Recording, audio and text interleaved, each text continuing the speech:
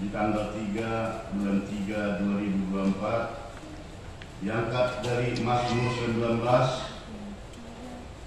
diawali dari ayat 8 hingga ayat 15. Mari kita bacakan secara responsoria. Kami akan membacakan ayat yang pertama, yaitu ayat 8. Taurat Tuhan itu sempurna, menyegarkan jiwa. Peraturan Tuhan itu teguh, memberikan hikmat kepada orang yang tak berpengalaman. Titah Tuhan itu tepat, menyejukkan hati. Perintah Tuhan itu murni, membuat mata bercahaya. Takut akan Tuhan itu suci, tetap ada untuk selamanya. Hukum-hukum Tuhan itu benar, adil semuanya. Lebih indah daripada emas, bahkan daripada banyak emas tua, dan lebih manis daripada madu, bahkan daripada madu tetesan dari sarang lebah. Lagi pula hamba-Mu diperingatkan oleh semua itu, dan orang yang berpegang padanya mendapat upah yang besar. Siapakah yang dapat mengetahui kesesatan? Bebaskanlah aku dari apa yang tidak Kau sadari. Lindungilah hamba-Mu juga terhadap orang yang kurang ajar. Janganlah mereka menguasai aku, maka aku menjadi tak bercela dan bebas dari pelanggaran besar.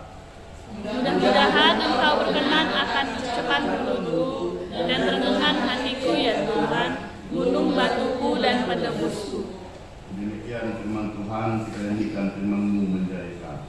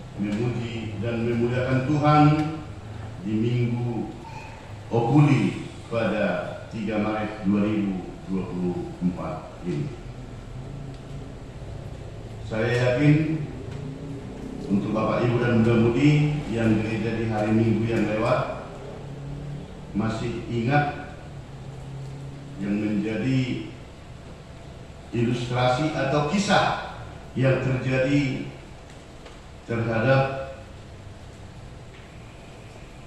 kaum ibu yang mengikuti kontes marnapuran atau makan sirih di Sumatera Utara. Kalau hari Minggu yang lewat cerita daripada ibu-ibu, hari ini juga tetap ada cerita atau kisah dari seorang ibu yang sudah dikategorikan berumur lanjut. Ceritanya seperti ini. Seorang ibu yang sudah berumur atau berusia lebih 80 tahun di suatu desa sangat dikagumi oleh masyarakat yang tinggal di tempat tersebut. Seturut dengan usianya yang sudah lanjut, maka dia ditemani oleh seorang cucunya yang masih posisi bersekolah di SD. Mengapa ibu yang tua ini, yang sudah berumur di atas 80 tahun ini, disaluti atau dikagumi oleh warga desa tersebut? Karena ibu yang sudah tua ini tetap mengikuti ibadah di setiap hari Minggu. Ibu ini tidak pernah telat ataupun tidak pernah absen dalam mengikuti pertanyaan. Dan bahkan di rumah ibu ini selalu membaca firman Tuhan melalui Alkitab atau Bible yang ada di rumah. Belum seperti sekarang orang membaca firman Tuhan melalui HP atau melalui internet dan berbagai macam ragam. Tetapi kalau ibu yang satu ini tetap setiap harinya memberikan waktunya untuk membaca firman Tuhan. Apa yang terjadi Bapak Ibu yang dikasihi oleh Tuhan? Cucunya yang menemani ibu ini pas mau pergi beribadah ke gereja, karena mereka bukan seperti kita datang ke gereja beribadah naik sepeda motor atau naik mobil, tetapi mereka di perkampungan adalah jalan kaki. Contoh perjalanan mereka dari gereja kita ini sampai ke simpang penerangan sana. Maka cucunya inilah yang memegang tangannya, karena orang tua ini juga jalannya sudah hampir bungkuk. Di perjalanan Bapak Ibu, apa kata si cucunya ini? Nek, tidak usah lagi lah harus tiap minggu nenek ibadah. Tidak usah lagi lah setiap hari Rabu nenek harus pergi ke gereja. Kenapa rupanya cucu? Begitu kata opung yang sudah tua ini. Karena pendengaran opung pun sudah tidak jelas lagi. Penglihatan opung pun membaca Alkitab sudah kabur. Pandangan opung pun ke depan sudah rada-rada kabur. Jadi usah lagi lah setiap hari Minggu. Jalan pun nenek sudah begitu capek. Maka datang si nenek mengatakan, oh iya ya. Mereka sampai di gereja, tetap mereka melakukan, dan si nenek ini minta tolong dengan tetangganya ke sampingnya untuk membukakan Alkitab yang mau dibacakan oleh pembawa khotbah. Hari Rabu berikutnya mereka pertanyaan dan tetap dipapah ataupun digiring oleh cucunya itu pergi ke evangelisasi. Di jalan itu juga dibilang, Nek, ngapain sih harus setiap pertanyaan nenek harus ikut?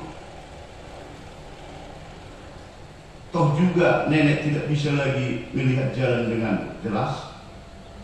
Toh juga lagu yang dinyanyikan di pertanyaan itu nenek tidak bisa baca. Tak usah lagi lah setiap hari Rabu kita pertanyaan. Sekali sebulan kek, begitu kata si cucu. Beberapa hari kemudian tiba lagi acara ibadah gereja. Tetap mereka pergi dan dipapah oleh cucunya ini. Yang menjadi masalah Kalaupun cucunya mengantarkan dia ke gereja dan ke pertaniangan, sesudah selesai ibadah, cucunya ini tidak mau ikut ibadah dan tidak mau ikut pertaniangan, tetapi menunggu di simpang sambil ngobrol dengan teman-teman. Hari Rabunya kemudian, Nek, nanti pertaniangan. Saya kira tidak ada gunanya lagi nenek harus pergi kita, apalagi ini agak hujan. Nanti tergelincir kakinya. Dan kutanya dulu nenek, apa sih gunanya? Apa sih untungnya? Harus selalu pergi ibadah, harus selalu pergi ke gereja. Apa sih gunanya? Tidak usah lagi lah. Oh begitu ya nak, begitu ya cucu. Beginilah dulu, bisa opung atau nenek minta tolong, bisa. Yang penting nenek tidak usah harus saya antar terus ke gereja dan ke pertanian. Kenapa Pak Nenek? Kemarin kan itu kandang ayam itu lagi dibersihkan dan sudah diambil dari situ komposnya. Ambil dulu karung itu, pergi dulu ke pancuran itu. Kalau di kampung biasanya rata-rata setiap kampung ada tempat mandi dan airnya langsung berbentuk pancur kalau di kampung. Maksudnya gimana Nek? Kau bawa karung ini, isi dia penuh di pancuran yang ada di tempat mandi orang satu kampung ini.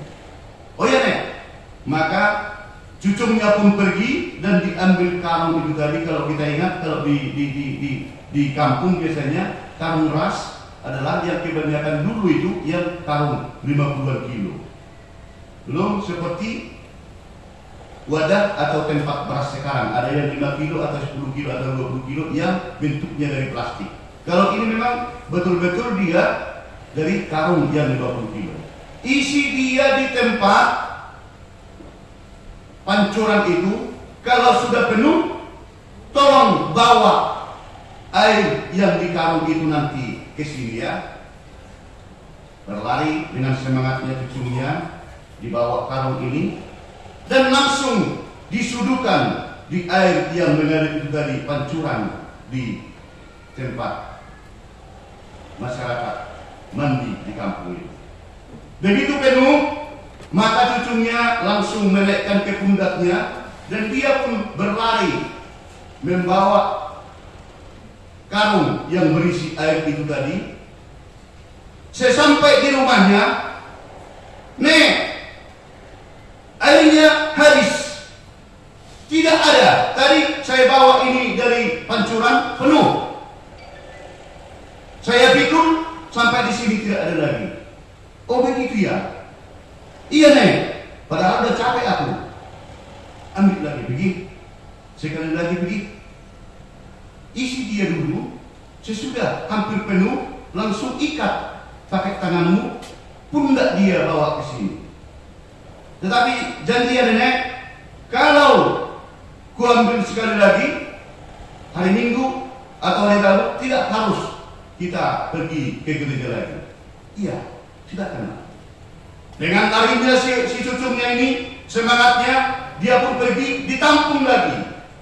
Airnya itu pancuran itu besar, ditampung hampir penuh, langsung dipegang lagi, dan dia pun berlari-lari memikul karung yang berisi air itu tadi. Apa yang terjadi Bapak Ibu dan muda-mudi yang dikasih oleh Tuhan, sampai di hadapan daripada neneknya itu tadi, air itu tetap tidak ada. Karena di perjalanan air itu dari karung itu tadi semua pada membasahi badannya dan jalanan yang dilewati dia yang memikul dari tempat itu tadi. Mana airnya? Mana ada Nek? Semuanya habis jalan itu. Tengok, ini badan saya sudah basah. Pekerjaan yang seperti ini saya kira sia-sia. Jemputlah sekali lagi. Capek saya Nek. Tidak bakalan ada nanti air saya bawa dari pancuran itu sampai ke hadapan nenek ini. Kalau memang saya mengambil air dari pancuran, pakai karung yang saya bawa ini. Inilah pekerjaan yang sia-sia.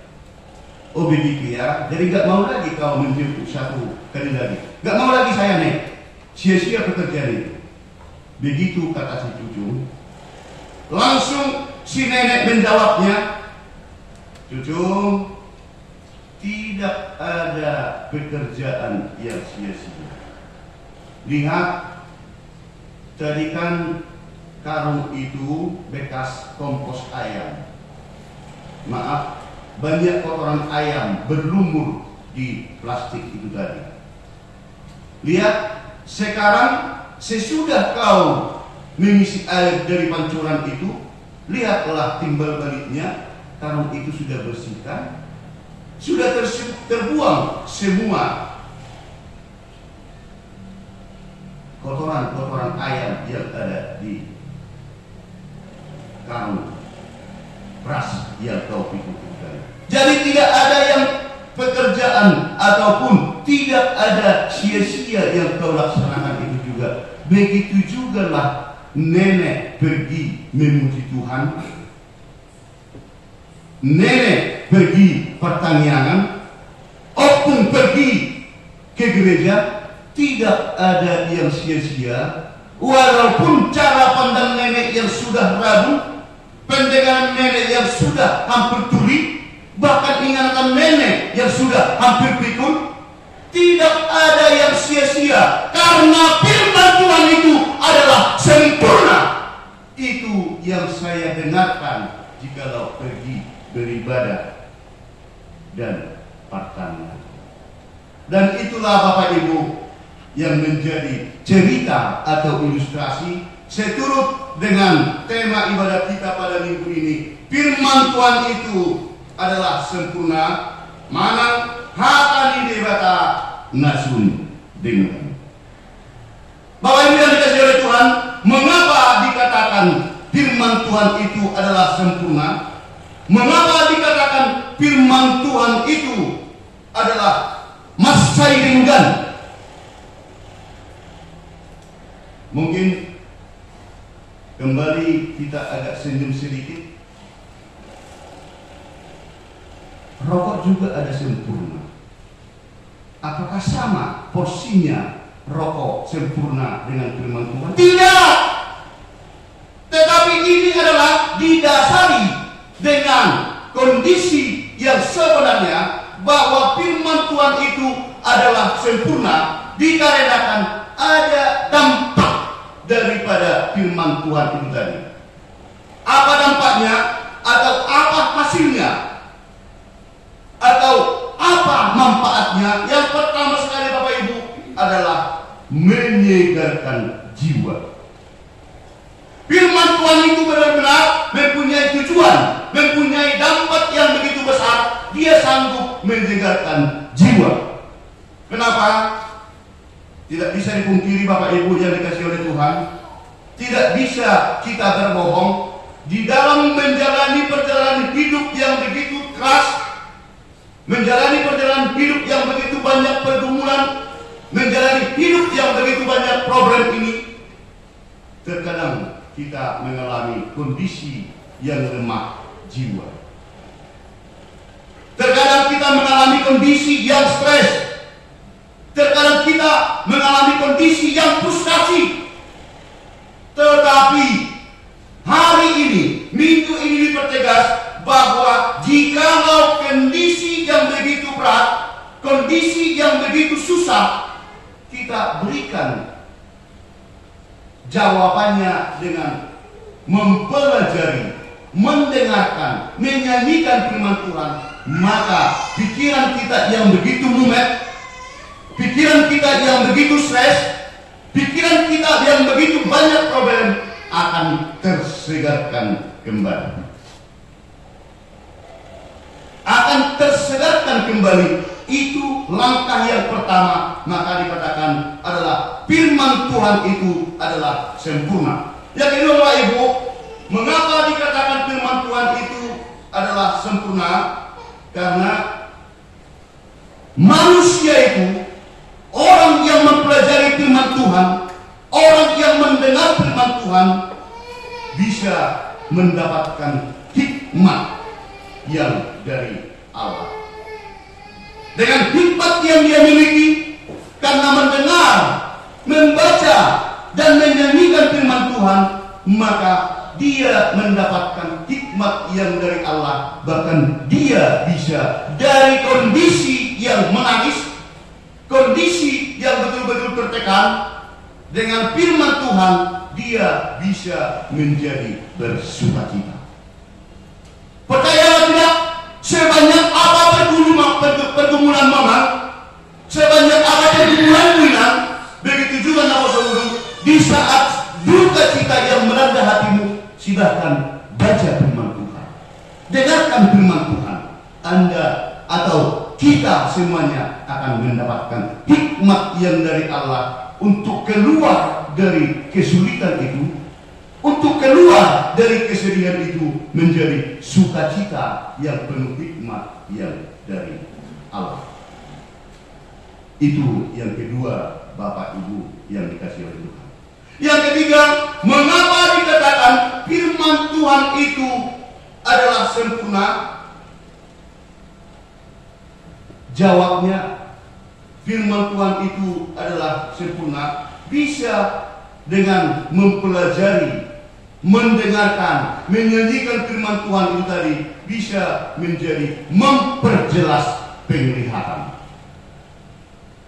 Memperjelas penglihatan. Maka dikatakan hakami gade palito di nahodom, hal itu tidak bisa dipungkiri. Mungkin seturut dengan usia, seturut dengan kegiatan, bisa saja kita membaca yang di dinding saja agak kabur. Bisa saja kita menonton TV sudah berkunang-kunang. Tetapi kalau kita yakini bahwa firman Tuhan itu bisa menjadi memperjelas penglihatan, mari buktikan Bapak Ibu. Silakan tetap merangkum ataupun meyakini bahwa firman Tuhan itu adalah sempurna. Dia bisa betul-betul memperjelas penglihatan. Itu yang ketiga. Yang keempat, firman Tuhan itu mengapa dikatakan sempurna? Mengapa firman Tuhan itu dikatakan sempurna?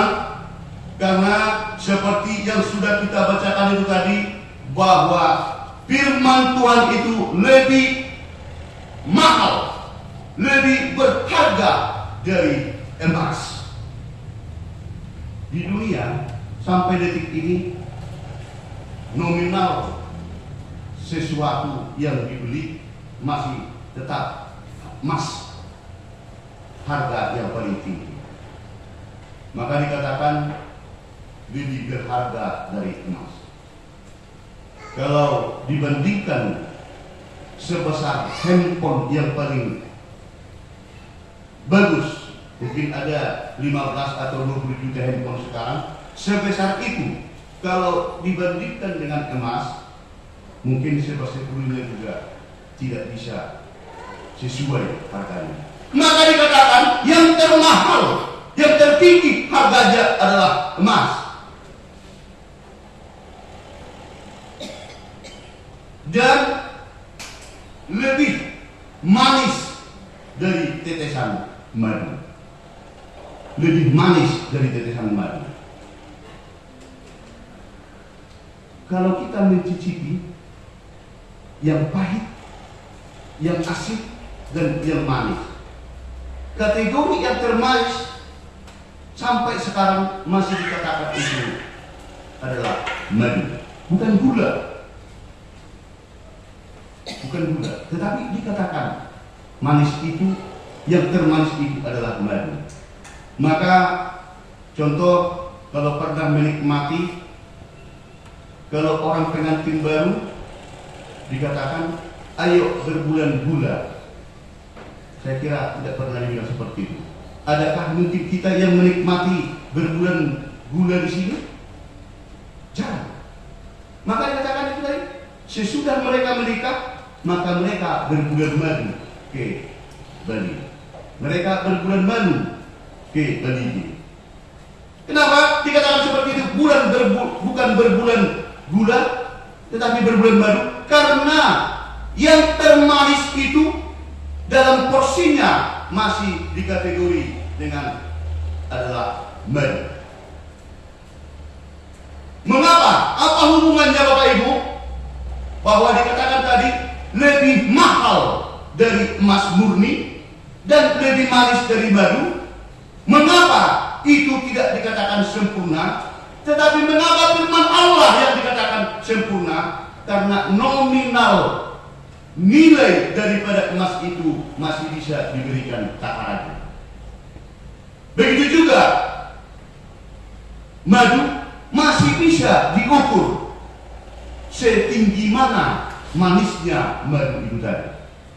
Sementara kalau firman Tuhan tidak bisa diukur oleh siapapun selain daripada Allah yang bisa mengukur firman Allah tersebut. Itu dasarnya, maka dikatakan firman Allah itu adalah sempurna. Maka dikatakan di Hebrew 4 ayat 12, dikatakan di Psalmen 119 ayat 105, hatamido suru-suru dinaholong, merupakan suatu pengukuhan bahwa firman Allah itu adalah sempurna. Dan dikatakan bahwa firman Allah itu adalah betul-betul seperti madu yang dikatakan di ayat 119 ayat 19.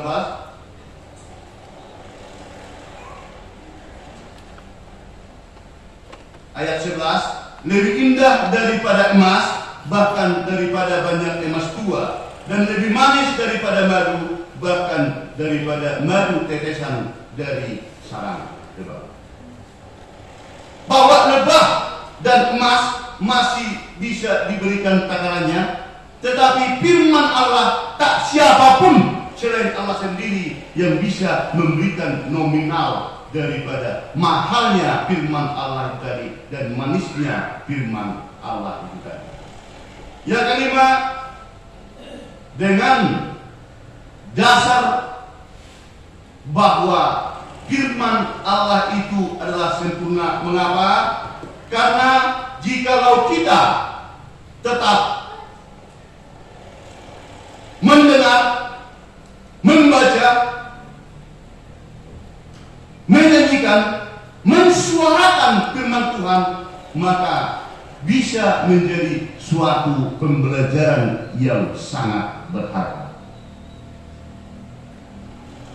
Dengan pembelajaran yang begitu berharga, bahwa kita dipersenjatai oleh Allah melalui firman-Nya, bahwa kita bisa memberikan suatu pembelajaran terhadap siapapun yang kita kasihi, terhadap siapapun yang kita inginkan untuk merubah dari kesalahannya yang terjadi.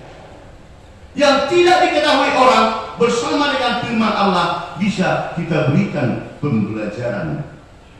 Maka dikatakan firman Allah itu adalah sempurna. Dengan adanya itu tadi firman Allah, apapun yang terjadi, apapun situasi yang berjalan, yakin dan percaya bahwa kita akan mendapatkan upah yang dari Allah jikalau firman Tuhan itu kita terima menjadi suatu kehidupan. Firman Tuhan itu menjadi suatu makanan yang menghidupkan terhadap waktu yang Tuhan berikan kepada kita. Sehingga dikatakan di Lukas 11 ayat 28, mertua mahalak nama begi hatani debata jada nau persa.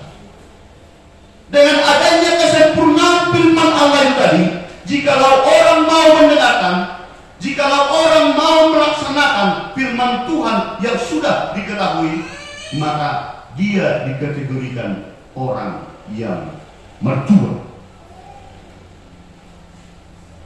Maka Bapak Ibu, seorang ibu tua itu tadi mengatakan, jangan katakan ada yang sia-sia, karena firman Allah itu adalah sempurna. Karena firman Allah itu merupakan suatu hal menjadi penerang dalam hidup saya. Firman Allah itu adalah suatu kekuatan bagi saya. Pertanyaan, oh itu menjadi dasar kesempurnaan. Apakah amal pembawa khotbah sudah melaksanakan semua firman Allah tersebut? Hari ini, kemarin, tahun yang lewat, berapa puluh tahun yang lewat, kita sudah sama-sama mendengarkan Bapak Ibu bahwa firman Tuhan itu adalah tajam seperti pedang berbulu bermata dua. Oke, Bapak Ibu dan murid-murid tidak mendengarkan apa firman Tuhan itu bisa dikatakan sempurna, sementara Anda atau kita mendengarkan, tidak kita dengarkan itu menjadi suatu kekuatan kesempurnaan untuk perjalanan hidup kita. Kami juga yang mensuarakan akan ditegur oleh firman Tuhan jikalau kami tidak mendengarkan. Firman Tuhan itu adalah kehidupan. Firman Tuhan itu adalah makan.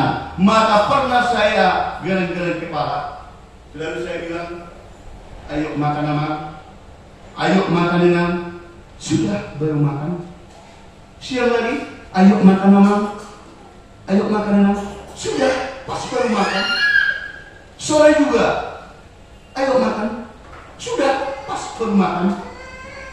Ternyata apa yang terjadi Bapak Ibu yang dikasihi oleh Tuhan, bukan hanya makanan secara fisik yang menjadi makanan manusia, tetapi firman Tuhan juga ternyata menjadi makanan. Adakah orang yang sampai 2 hari atau 3 hari 3 malam tidak makan tidak minum? Saya belum pernah melihat. Tetapi menurut firman Tuhan hari ini, jadikanlah firman Tuhan itu menjadi makanan kepada kehidupan kita. Bukan hanya nasi dan ikan yang menjadi makanan kehidupan kita. Kalau kita mau hidup, makanlah firman Tuhan agar kita berkelanjutan untuk hidup. Karena firman Tuhan itu adalah sempurna. Apapun pergumulanmu, apapun kesulitan kita, apapun kekecewaan kita, apapun kesedihan kita, biarlah firman Tuhan menjadi kehidupan kita. Detik lewat detik, menit lewat menit, jam lewat jam, minggu lewat minggu, bahkan tahun lewat tahun. Di mana ada dapat firman Tuhan? Termasuk di rumah Allah yang kudus ini. Di HP-mu juga ada firman Tuhan, di televisi juga ada firman Tuhan. Tetapi penting itu merupakan suatu bukti nyata, supaya persekutuan itu dihidupkan, agar firman Tuhan itu bisa meresap ke dalam memori otak kita, memori tubuh kita, dan seluruh organ-organ tubuh kita. Itu makanya penting beribadah jalan minggu. Banyak ragam yang menghambat pengakuanmu inang, banyak cara untuk menghambat imanmu aman, yang mengatakan bahwa minggu peiba dan pulau hari, minggu majuiba lagi baru-baru siapa sahiton, dan pola minggu eselaku 33.